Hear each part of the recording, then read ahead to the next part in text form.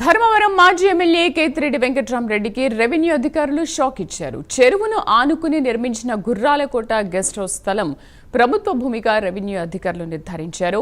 2.5 ఎకరాల అసైన్డ్ భూమిని కుటుంబ సభ్యుల పేరుతో మాజీ ఎమ్మెల్యే కేతిరెడ్డి రిజిస్టర్ చేయించారని ఆరోపణలు ఉన్నాయి. అది ప్రభుత్వ భూమిగా అధికారులు గుర్తించడంతో భూమిని స్వాధీనం చేసుకునేందుకు రెవెన్యూ అధికారులు వెళ్లారు. అయితే కొండపైకి వెళ్లే మార్గంలో గేటు వేసి ఉండడంతో అధికారులు వెనుతిరిగారు. మరోవైపు గెస్ట్ హౌస్ స్థల వివాదంపై హైకోర్టులో కేతిరెడ్డి లంచ్ మోషన్ పిటిషన్ దాఖలు చేశారు. కాసేపట్లో కేతిరెడ్డి పిటిషన్ పైన కోర్టు విచారణ జరుపుతుంది. పూర్తి సమాచారాన్ని మా కరెస్పాండెంట్ నాగేంద్రనాథ్ రెడ్డి అందిస్తారు. నాగేంద్రనాథ్, దీనిపైన ఎటువంటి విచారణ జరుగుతోంది?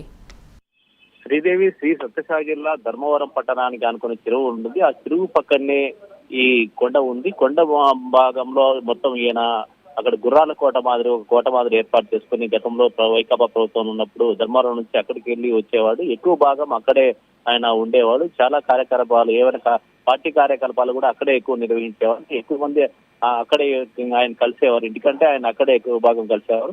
ఈ మొత్తం అక్కడ 22 సెంటు స్థలం ఉంటే దాంట్లో 2.5 సెంటు సంబంధించి అతను బంధువుల పేరిట చేయించారన్నట్టున్నారు. ఆయన గతంలోనే దీనికి సంబంధించి మాట్లాడడం జరిగింది. అతని మరదల పేరు పైన అక్కడ మేము కొన్నాము అనేసి ఆయన చెప్పాడు.